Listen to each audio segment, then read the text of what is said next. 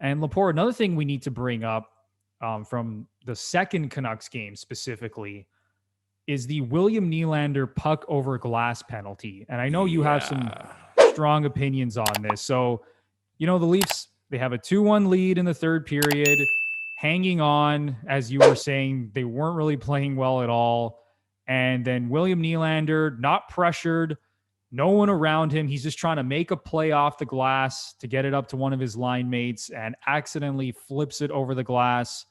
2-minute minor. Canucks score the tying goal, and they obviously go on to win the game. So what are your thoughts on this puck over glass stuff? Like, should the NHL really look at this and not just give everybody a penalty who puts the puck over the glass in the defensive zone? Yeah. And I'll start out by saying that it is a penalty. Based on the rules, it is a penalty. Willie flipped it over. And I knew as soon as it went over, I'm like, nah, no one touched that. He's going to get pinched. But when I look at these rules that are introduced, what I try my best to evaluate is the question targeting why was that rule put in? And I look at that rule and I think it's obvious they don't want players to be able to flip the puck out when they're in trouble. They don't want players to be able to, delay the game, essentially what it is. They want the players to keep the puck on the ice. And I guess they want turnovers, which would lead to more goals. What happened to Willie last night, and it even happened to, I forget which game it was. The Leafs benefited from a similar one. I think it was last week or 2 weeks ago, where the player was just skating, meant to flip it up off the glass and no pressure on him and it went out. I think with those situations, I don't think that is what the NHL was trying to target.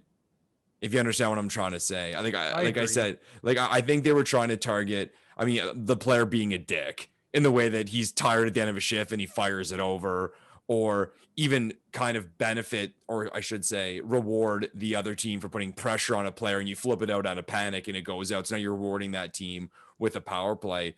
That was just a fluky thing where the puck, he got too low on the puck and it just springs off and goes over. And like I said, the Leafs benefited from it a few weeks ago. And these ones don't really matter. To sound cheesy, that was definitely the TSN turning point of the game. These ones don't really matter. We're not going to care when it's playoff time that William Nylander flipped the puck over the glass in game 24 or whatever it was for the Toronto Maple Leafs. But it's that whole thing of it's a black and white rule. And again, to sound cliche, if it's game 7 in overtime, if you're a neutral, is that how you want to see a game decided? If this was the Stanley Cup Finals, game 7 in overtime, is that how you want to see a team get a power play and potentially win the whole thing? And I think neutrally, people would say, no, that's not how you want to see it. I think where it does become a problem is that it's not a black and white thing. It's not offside. It's not fair or foul in baseball. For soccer fans, VAR calling offside. It's something subjective. So subjective in the way of, was the player pressured, if that comes in. So do we want to get to a point where it's something that's replayed and like the referee goes to the booth to see if the player was pressured, and then it's a debate, and then we got the kind of like the whole goalie interference thing, or bring it to football where was it a catch? Was it not a catch? And like those debates and people bringing up examples of weeks before and comparing them and arguing. I don't know if we want to get there. I just think like I look at that one from Willie last night and just looking at that call on the broad scope of the rule, I don't think that's why they brought the rule in. Like I remember it was the baseball playoffs 2 years ago, and there was a player for the Indians who he slid in a second. He was called safe. And as he stood up, in a player, they slide head first. Yeah, and there was hand or foot comes off the bag. Yeah, it was that second, right? It was that split second where the player takes his hands off the bag and puts his knee on it to stand up. And they replayed it. And everyone was kind of confused why they replaying it. And there was a split second where he came off the bag. No part of him was on the bag, and they called the player out. And again, he's out by the rule, but this is not why Major League Baseball wanted, in my opinion anywhere, or what I think and hope anyway. I don't think that's why Major League Baseball brought in the rule of a player being safe or out into the sport. And kind of like now you're seeing it with VAR in soccer where the player is offside by a fingertip. And they call him, and it's a brilliant goal. The guy brings the ball down, blasts it into the top corner, and then it goes to VAR. And you have this referee with a headset on, and they call it back because his fingertips were offside. And by rule, he's offside, but I don't think that's why they wanted to bring this in. And I guess it's a debate of replay in all sports and all that, because I think in this case, if you did change the rule, you'd have to bring in replay to see if the player was pressured and the referee can make a decision. Yeah, you're opening a whole new can of worms, right? Yeah, and again, I don't have a solution. And you can make it one of those ones where, okay, it's got to be blatant to overturn it, but I don't know. I mean, what's your take on the whole thing? Are you okay with the way it is now, or would you like to see it changed? Yeah, with the puck over glass specifically, it's just so tough, because the easy thing to do is what they're doing right now, right? It's like, well, you know what? Too bad. If you flip the puck over the glass in the defensive zone, that's a 2-minute penalty. And I don't care if you were pressured. I don't care if you weren't pressured, because it's like you said, it would get so complicated if now you're determining, okay, did this player do it on purpose because, you know, he was really tired and his team was hemmed in? Or was it just a honest, you know, mistake and he flipped the puck over the glass trying to make a play up to his line mate like Nylander was on Saturday night? You know, he's skating the puck out of the zone like he usually does, with that flow just blowing in the wind, trying to make a play off the glass, and he flips it over. And it's unfortunate.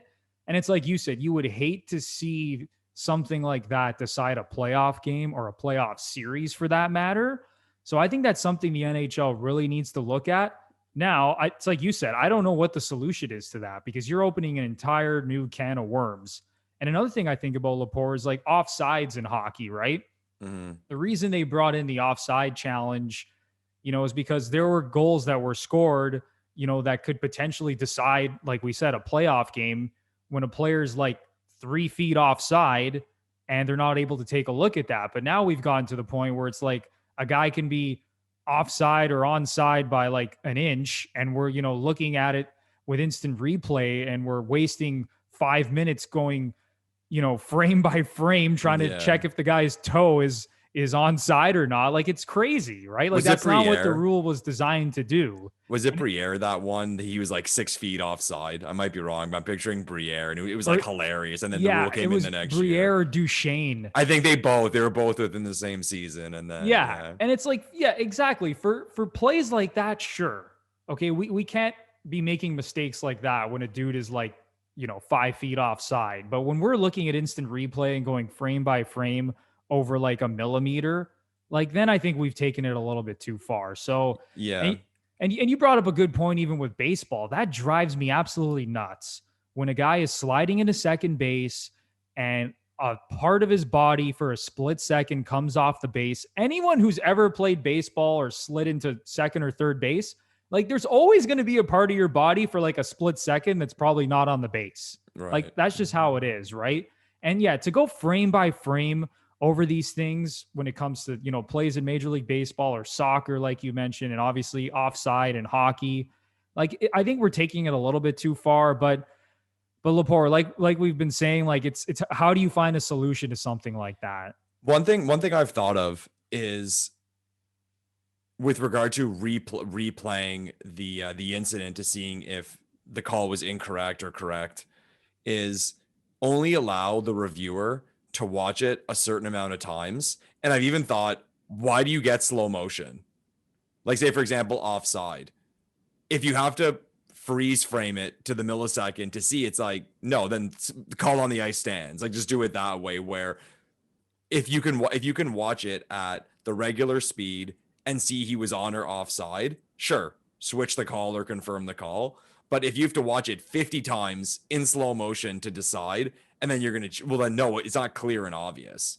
So then no, that particular call shouldn't get changed or confirmed based on that. I think you really do have to watch it at the regular pace to make a fair judgment. Again, that's my opinion. People would argue with that. One thing I would like to see come into the NHL, just talking about the replay thing altogether, is the high sticking. And I think there were rumblings that they were going to start doing this, where if a player is high sticked, they were going to make, because there's those incidents where a player's high stick by his own player or even his own stick.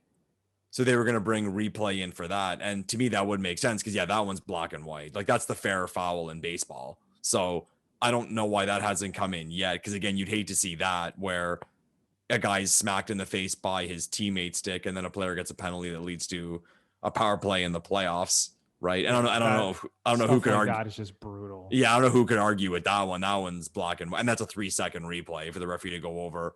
But anyway, we could have our own podcast about rules and replays and what they should do and shouldn't do. But yeah, absolutely. I think that's something that the NHL will just continue to look at and reevaluate as the years go on. And I'm sure at some point, we hope they'll actually find a pretty good solution that makes everybody happy.